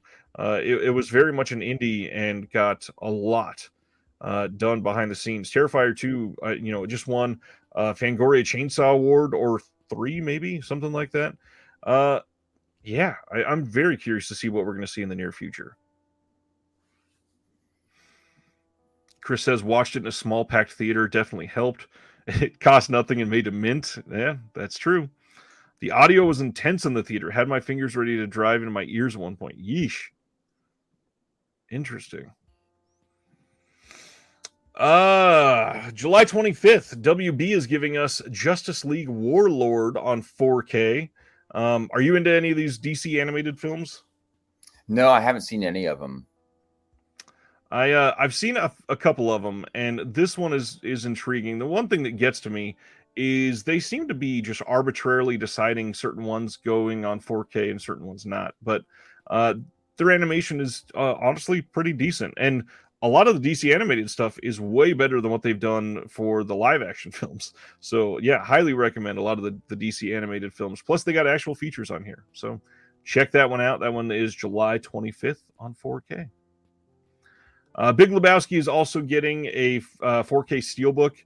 Not a big fan of this design, but if you don't need that giant packages with all the art cards and everything fancy, I think this was like $24 on Best Buy right now.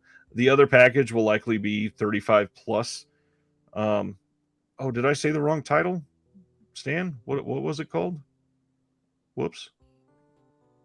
Oh yeah, Justice League War World, not Warlord. I was reading quickly. Sorry. Yeah, Big Lebowski. Not a big fan of this art. I'm usually not a fan of the pop art style Steelbook. But I don't want to spend too much time on this, or Jeremy Long will have a migraine or something. Here's a film I like. Coming on September 18th in the UK, and this is going to be in a 4K Steelbook, is Duel from Steven Spielberg from 1971. This is getting a 4K gloss Steelbook, a lenticular slipcase over the Steelbook, a roadmap storyboard booklet, 6 lobby cards, a double-sided poster, and also includes the original TV movie version of Duel. And yeah, this looks like a solid release. This is limited to 3,000 again, and this is only in the UK. We're also going to be getting a 4K Steelbook in the US from Groove, who is the online storefront of Universal. They have not technically announced that one yet. They announced it. They haven't put it up for pre-order or anything. I imagine it'll be coming somewhere around when this one is coming out as well. Yeah, this looks pretty awesome. Yeah. Are you into Duel? Have you seen it many times? Oh yeah. Yeah, I've seen it. Well, I've probably seen it maybe 3 times. I think that this film gets a lot less love than it should. Duel is very fun. Yeah, it's really good. Jeremy is prepping his throwing star as we speak. That's a good joke. I love that. Go. Oh no, I was going to say go on to the next one. That is it for this week. Hell of a week. Like a lot of big titles. Not a huge number of titles, but a lot of big titles. And then, as usual, we will go over what is coming next week in case you forgot. And this coming week, this is a pretty big week.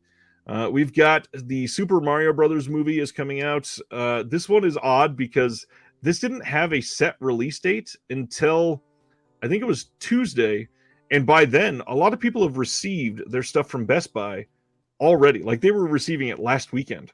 So very interesting. Sibner, we talked about Network going out of business last week, my friend. Yeah, that was announced last Wednesday or Thursday, actually. Yeah, we talked about that last time. Next week is also John Wick Chapter 4. That's probably going to be the big seller, of course. Rain Man coming in 4K from MVD finally. This one's been delayed once or twice, I think. Time Bandits coming in 4K from Criterion. That Shaw Brothers Classics Volume 1 from Shout Factory is releasing. Scream in 4K from Dark Force, which I believe this is the wide release of that. The Mexico Macabre box set from Indicator. The Great Train Robbery coming from Kino next week. The Package coming from Kino as well. Gorky Park from Kino. From Hollywood to Heaven coming from Indicator. The Pope's Exorcist has already gotten too much screen time, probably. Juggernaut coming from Kino. The Draftsman's Contract from Kino as well. Dr. Caligari from Mondo Macabro gets a retail version on Blu-ray. Now, I believe they had teased that there might be something coming in the future for another 4K release of that. But at the moment, that is going to be the only way to see that film if you don't have the 4K. Killzone and Witch Trap coming from MVD Rewind next week. And High Diddle Diddle coming from Classic Flicks. Sakura coming from Welgo. Caliber 9 from Raro Video. Raymond Griffith, the Silk... what is this called again? The Silk Hat Comedian. That is coming from Undercrank Productions next week. A Question of Silence coming from Cult Epics next week. Sound of Summer from Unearthed Films. And gosh, this is a lot for 1 week. The Oyster Princess from Kino Classics. Scorpio, I think that is Code Red, maybe? Polite Society coming out next week as well. That's a big one. And Cheap Thrills gets a re-release next week. Any of these that you are keen on picking up, sir? Yeah, I'll get John Wick 4 at some point. And I'll probably get that Shaw Brothers set. I am curious about the Caliber 9 Blu-ray because that's part of one of the Fernando DeLeo sets. Yep. But this has a new scan, doesn't it? It's a full new 4K master, so it probably looks a lot better. A lot better. I skipped over Project Alf knowing you would say something, Anthony. Stan, a whole bunch of us used to work for Blu-ray. Wow, I can't speak. Used to work for Best Buy. Not myself, but a handful of us. Like I know Cam did for sure. Let's see. Sibner says I must have blanked out on the network discussion last week. Dude McMahon heard that the Dark Force Scream 4K looks awesome, but is incredibly boring. Never seen it though. I mean, from what I've heard, the 4K barely looks any different from the Blu-ray, so I'm not entirely sure. Carrie Mulligan says Polite Society is awesome. I need to watch it. The trailer I saw for it looked incredible. Yeah, I thought it looked pretty fun. Yeah. And yeah, this is a big thing. There are so many versions of John Wick 4 coming out. Oh, yeah. And I love the second half of this. I'll just wait till Black Friday when it'll come free with every purchase. Oh, that's a great comment. Joe Jack worked at Blockbuster. I think a lot of people in the chat probably worked at a video store as well. Do you have any fun used to work at a video store or Best Buy or physical media or anything like that? No physical media. I will say I used to go to Blockbuster a lot, and they offered me a job. I used to talk to the employees there all the time, and they offered me a job, and I had another job at the time. So yeah, never worked in a place like that. Missed opportunity. You could have got bought out by Netflix at some point. All right. The discussion tonight, like we alluded to, is going to be on movie props. So this is one that you had brought up when we were throwing some ideas back and forth. Mm-hmm. I don't think I ever asked, is there something that brought the idea of movie props on? Like you watch something and you're like, man, that's a good idea. No, I don't think so. I was just trying to think of different topics we could talk about, because some of mine that I sent over, like the favorite movies thing, we had to get rid of that idea. And then and we were planning on that for months too. Yeah. And then some of the ideas were maybe too obscure. Like I we were talking about doing period pieces for a while. Or like what was it? like black and white foreign movies or something. Yep. And It's so specific. I love it. and I was just like, it needs to be more fun. And I know people who aren't even, who are kind of casual movie fans who love like a certain franchise or a certain movie, and will look up like movie memorabilia auctions when they hear like something from Aliens is for sale or something like Right. that. And so I was just like, well, props is something that people in the chat could engage with, because I'm sure that they have, props they would love to have. Of course. So yeah.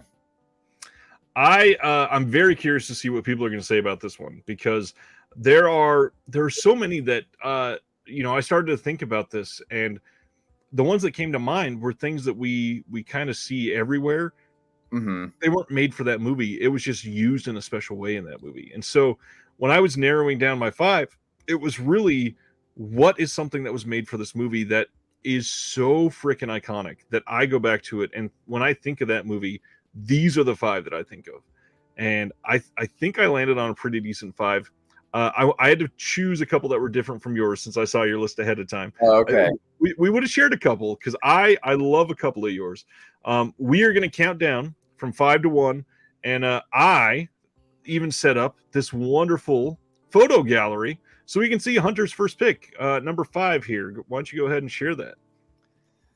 Nice. So as previously stated, I love Tarantino, and to have anything from one of his movies would be wonderful. But I went with the Can of the Wolf's Tooth dog food because I love the way it's used in the movie. It is such a, the first time you see it, when Cliff Booth is like putting the dog food in the bowl, it's a really weird like insert shot. Yep. And it's an unlikely setup.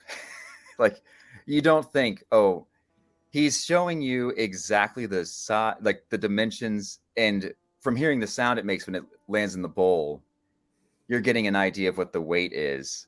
Yeah. And so when he finally, during the climax, when he launches the can at that hippie's face, you know the impact of it because you know the weights and the dimensions of the product. And I think that is awesome that he took the time and like thought to do that, because it is a shot early, like the first time you see it, it draws attention to itself and it feels kind of weird, but he did it for a reason, and I think it just works so well. The payoff in the end is so satisfying after just that earlier. Yeah, this is a great pick. I think for Tarantino, there's a lot that you could have gone with. Obviously, there's some iconic ones from over the years. Red Apple cigarettes would have been an easy one. But man, this is the fact that they deliver it in the beginning and then it pays off at the end. This is a great pick. My number 5 is the Ghost Trap from Ghostbusters. The fact that they made something so believable, and that we watch this film, and obviously, ghosts aren't real, but you're looking at something that's cobbled together with who knows what. I mean, somebody that's in some of the making ofs, they probably know exactly what was used to put this together, but it feels like it has heft. It feels like it has weight. They make it appear as if a ghost is in it afterwards, and it looks like nothing else. And one of the coolest things is that they released that 4K set last year that looks so damn like this set, like this actual item.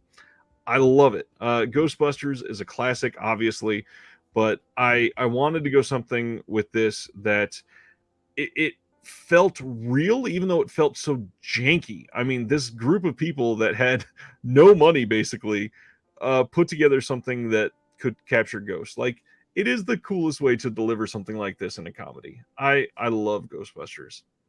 Yeah, that's a good one. I didn't even think of that one.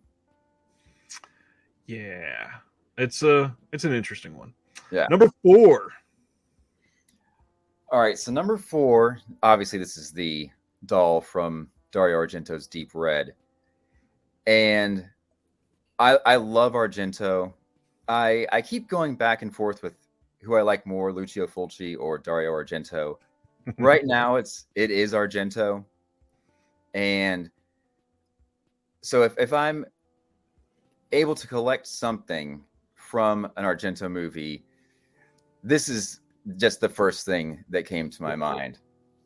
I think just the design of this is just so weird. Now, I almost went with the mask from Phenomena. That the like the that Dario Nicolodi, her son, that Yeah. mask is so strange also. But I think to be able to have something like this from such a important movie, I think would be amazing. Yeah, and I imagine that this original piece was creepy as hell in person as well, which would have Yeah. played a big part in choosing this.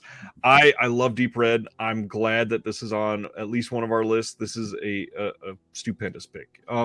With Argento, I was trying to think of some other things, and one of the ones I love Suspiria, I love opera, but nothing from those really would make me go, I have to pick that. There's nothing really from Suspiria. Maybe the peacock imagery near the end, or whatever. But then from opera, like the imagery that's associated with it is the needles under the eyes, and that's just tape and needles. Like, Yeah. there's not great iconic imagery for those. This is a really good choice, and for Argento, I don't know that you can have a better choice. This is just a stupendous pick. My number 4, I forgot the order I went in. I went with the bone organ from the Goonies. Now, I am huge on music, and when I was growing up and watching the Goonies every other day, like a lot of people around my age, this was probably my favorite part of the entire film. The way that they frame this as just this like haunted actual musical instrument, and how music played such a big part of my life growing up, and then moving on to adulthood with actual bands, and with actual participating in bands as much as I could, and helping write music and all that. Stan, you're the one that would make the bone organ joke. I love that. This is just perfectly designed. Like, the way that it is shown as being played in the film, it is actually creepy. It is done in a way that, again, it's believable for the lore behind this scene. And I just love this. I think a replica of this would be incredible to have in a house.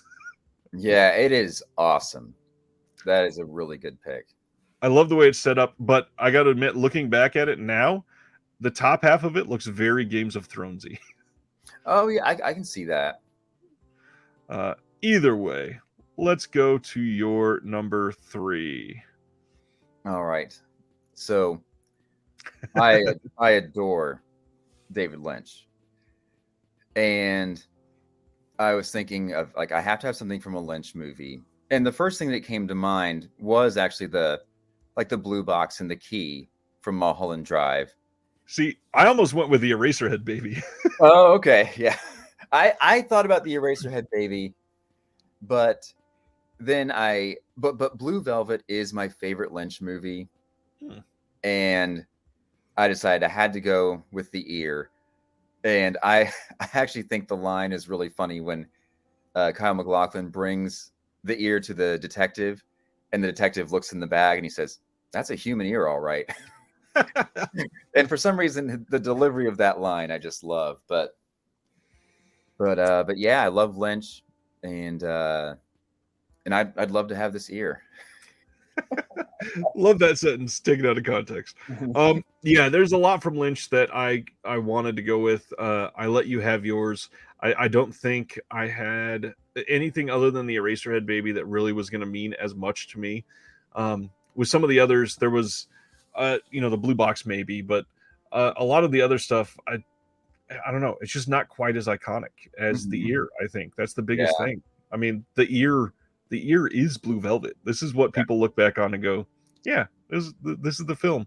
There was a oh gosh, I think it's Bill Ackerman did a Blue Velvet podcast for a little while, and there's a few people that have made the pilgrimage and like walked through the field where the ear was, and just like, man, I'm here, and I love stuff like that. I would love to Yeah. go back and watch that again.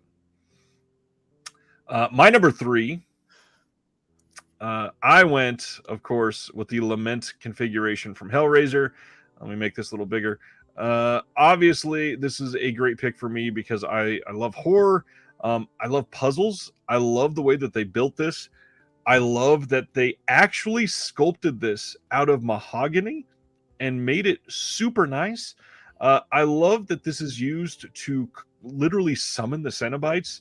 I love that this is the centerpiece for all of the lore for this wild out there horror franchise that is insane when you're looking back on it in 2023. Like, forget all of the shit sequels. Just like the first three are great. I think most people would agree with that. But even the first couple after that, they get so like oddly sexual, and they get so just the way they draw you into the imagery in this, and really take some of the imagery that was terrifying for society at the time and made it so just deeply unsettling in this series. There's so many scenes that are gory or uncomfortable even, and this fucking puzzle box is the centerpiece of all of it.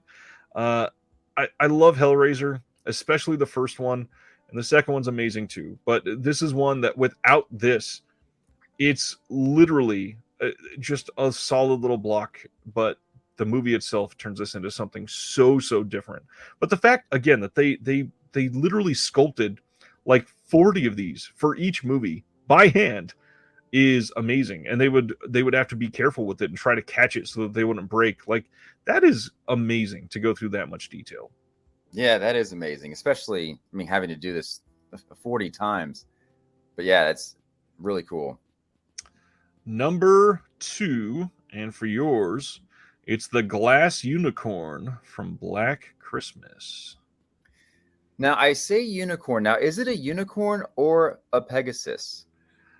I had the same question, and I looked at it closer, and I've always called it a unicorn, but I don't know.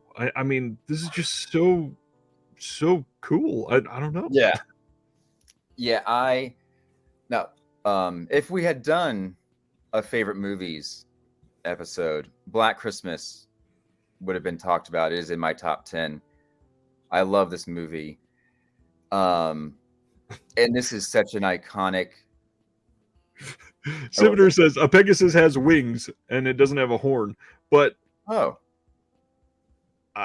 first of all, we don't have the entire body, so I don't know if it has wings or not. That's true. But it's such an iconic weapon in that scene. With this is like the Margot Kidder, death scene is so good.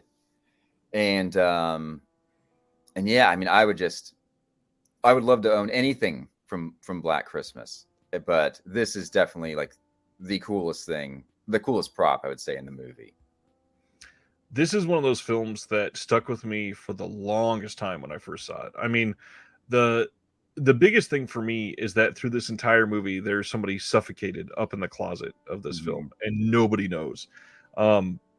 I love this movie. I love that we don't dive deep into who the killer is. But then at the same time, I also really like the 2006 remake and how much we see of the killer and how unsettling that killer is. Yeah. This movie is amazing, ahead of its time, subversive, very progressive, and just made in this very, very off the wall style. I mean, the whole the Margot Kidder character juxtaposing with the head lady, whatever she's called, where there's booze everywhere in the house. Like, that relationship alone is so different than you would expect. And with a weapon like this, everything is on the table. Like, there is nothing that the killer in this movie wouldn't do, and it's just gross, basically. Yeah, it's amazing. And Billy, I mean, the killer is like, he's such an amazing character and has like you really just see like one eye and then a silhouette. Um, but yeah, the phone calls, like I mean, the voice acting is amazing, and I know it's one guy did most of it, but aren't there like three people that kind of contributed something like that? I believe I remember hearing that. Yeah. Yeah, I think they needed somebody bigger for the silhouette because they wanted him to be more intimidating looking. I think that was one of them. Oh, okay. Let's see. My number 2. What? Oh, I think this is another musical piece. Yep. The the drill guitar from Sorority House Massacre 2. So again, music means so much to me that not only is my number 2 music related, but also my number 1 is music related. And this, you cannot argue with the iconic imagery from Sorority House Massacre 2. This is I just realized I was saying Sorority House Massacre 2. I meant Slumber Party Massacre 2. I'm sorry. I'm all over the place because I was listening to another interview on Sorority House Massacre earlier today. This is one that the guitar itself is wild. If there wasn't a drill attached to it, the guitar itself is insane. But then the kills in this movie that utilize the guitar are so unhinged, so weird, so randomly gory. Like, this movie is so different than the first one. Yeah. This movie is crazy. You're saying, have you seen this one? Oh yeah. I really like this movie, actually. I think it's fun. Good. Yeah, this is one that if you have not seen it, really recommend it. The 4K that came out from Scream Factory, it's actually a pretty good disc. There is not much on the disc, but you get both films in 4K. This movie, if you didn't like the first one, this isn't hardly anything like the first Slumber Party Massacre. This is very, very different and tonally different, directed different, acted different, gory compared to the first one. Mm-hmm. But again, it's a driller killer, and this guitar is so iconic that I could not imagine how amazing this would look hung up on your wall. This is an awesome choice. This is a fun movie. I almost feel like I wish that Vinegar Syndrome had actually gotten Slumber Party Massacre 2. Yes. I feel like they could have given this kind of the release it deserves. Yeah. But I think I will get this 4K at some point because I'd like to have. I think I have the Slumber Party Massacre. I have the Steelbook, but yeah, I'd like to get that 4K. Nice. All right, your number 1.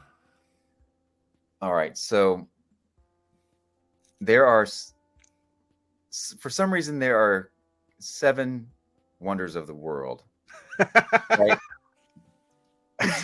I love how you're starting this. I don't know who made this list, or who decided what goes on it. But if they decide to add an 8th, this won't be an option, but I will check the other box and write in the skeleton couch from the Texas Chainsaw Massacre. This is an inspired choice. This whole scene is filled with amazing props. I mean, there's the skull, like kind of like rotating skull with like the crown of feathers, and it's like the most unsettling version of a child's mobile toy of all time. Yep. And then the camera kind of pans over like to the kind of like the legs of the couch and goes over to the arm, and then it cuts back to a wide shot and you see the whole thing. It cuts back to this shot, and it is so awesome. Yeah, and Robert Burns, I mean, the work I think he was he production designer? He might just be credited as the art director on the movie, but his work on the movie is amazing. Yeah, I think that he did some of the things that made this feel the most uncomfortable, and that it really works on rewatch when you're not watching it for the first time and feeling the actual terror that comes from Leatherface in this film. You're actually able to absorb the backgrounds and the things that are so freaking creepy. And even this, like this, just it looks like a stylized couch that somebody might have in their house until you realize these are freaking victims of this family Yeah. making up their furniture. Like this is so unhinged. And to have like the Texas sun beating down through the window behind it, I can't imagine some of the smells in this house. And just the glance that you get from this, and then the wide pan, it's enough to make you think, oh, that's weird, that's, oh god, and then it just hits you. So many things in this film are that sort of, I don't know, sleazy, I guess. Mm-hmm. Well, no, this is it's just amazing.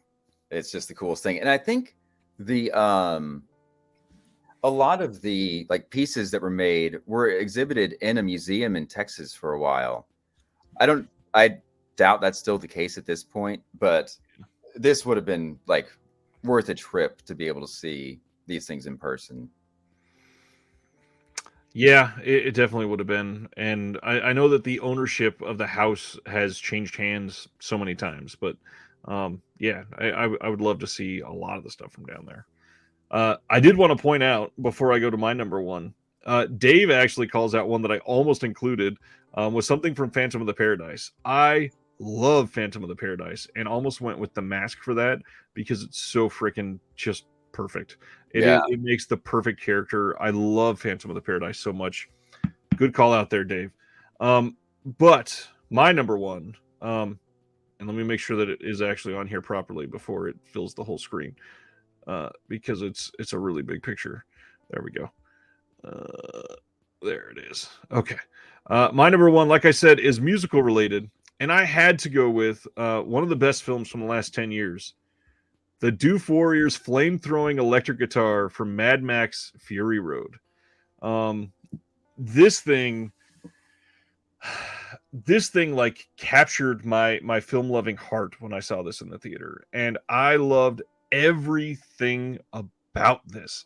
Like the amount of crazy speakers attached to this that were so unbelievably pointless, guaranteed. This is so not needed. And then you start looking into some of the details, and like the dude is standing on the front end of an old car here, and the fact that they did this practically, that is the thing that I love. The behind the scenes shots of this, there is a guy standing there playing a flame throwing guitar. Like this is real.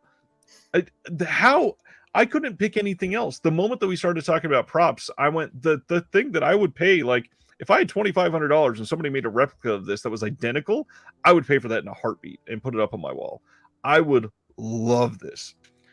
This is just the moment that this came on the screen and I was in that theater, I knew that I was going to love this probably more than any film that I'd seen that year. And it's been easily top 5 since that year. For film, at least theater experiences for me, and this movie still holds. I cannot wait to see which we're getting something else from that world here soon, supposedly. Furiosa should be great, and this is amazing. I love the Mad Max stuff. I love that this looks so iconic from this film and that people liked it. I'm just glad it was successful and that he was back and not doing Happy Feet or whatever the hell else he did for a while. No, so that's the list. Yeah, I love Mad Max Fury Road also. And it is amazing. I mean, it's crazy that George Miller was like 74 when he made that. Yes. And here we are 10 years later, and he's making another one. Yeah.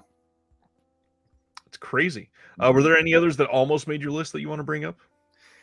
Well, oddly enough, I almost put in a nostalgic choice. A TGRI ooze canister from Turtles 2. That almost made it in. And in fact, if we had disqualified the Black Christmas prop, because that one, it's hard to find if that was actually made for the movie, then I maybe would have gone with that. But I'm trying to think if there's anything else. I can't think of anything off the top of my head that I was thinking about. The only other ones other than the Phantom and the Phantom mask that I was talking about. I kind of considered for a moment because I looked around my room because I've got some replica stuff. I've got some like stone pieces that were in some films. One of the things that caught my eye is the little pint container that I have for Larry Cohen's The Stuff.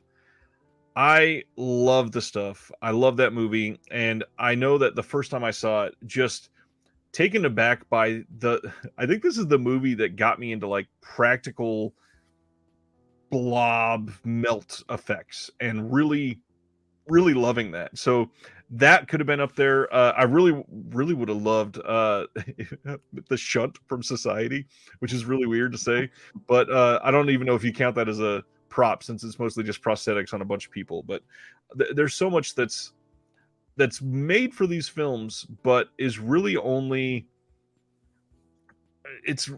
something that is enhanced from real life. So there are things like I saw somebody a few minutes ago mentioned the typewriter from The Shining.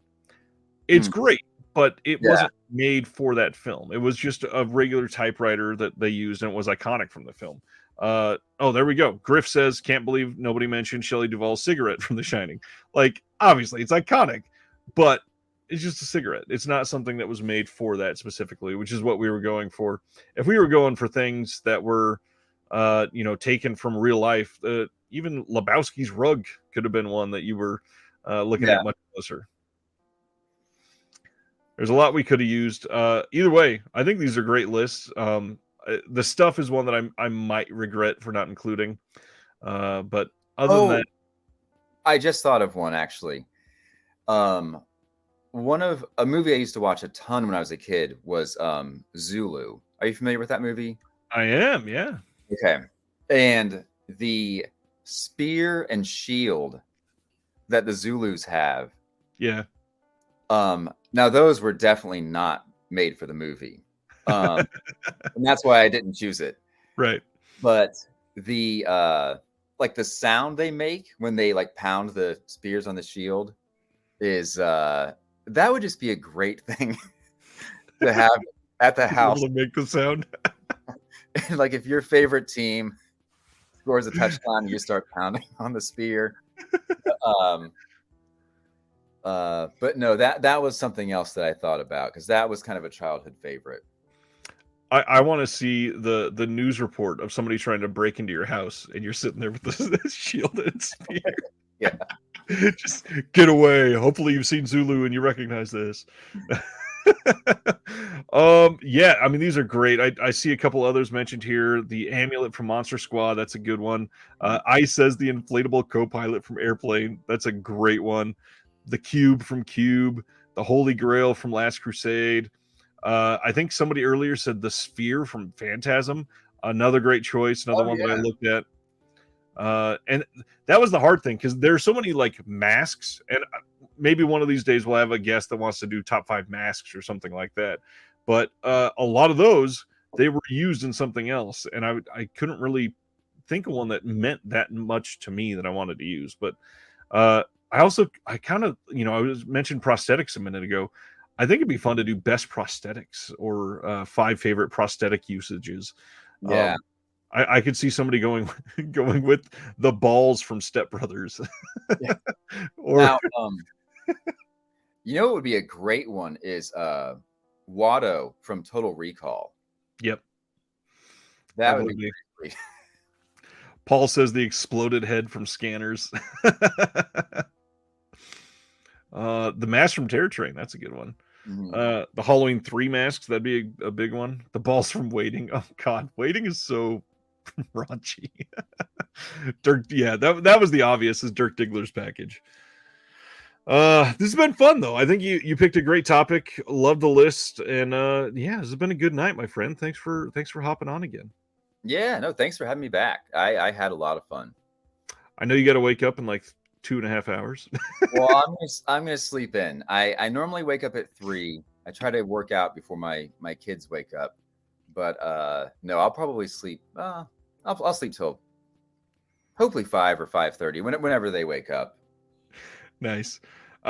As a little tease, since I've been doing that on the last few times, the interview coming out next week, I mentioned this guy multiple times tonight. Eric D. Wilkinson from MVD is going to be on the channel next Monday, and it's a pretty fun interview. If you've ever heard him in an interview before, he is a collector that is running a company from the inside and doing things because he loves collecting. Like, the way that he sets up the entire company is because of how he looks at it as a collector. So if you're interested in that, come check it out. We talk about everything from the new 4K line they're doing to the GG Allen estate that they own the rights to, and some other fun pieces in there. And that'll be out on Monday. And yeah, some other stuff dropping soon, like I said. And thank you all. Thank you again, Hunter. This has been incredible. And we'll see everybody next week. All right, Thank you for watching The Disconnected. On the way out, make sure that you are subscribed to the channel, that you've liked the video, and that you've copied the link to be able to share with someone else that may appreciate this.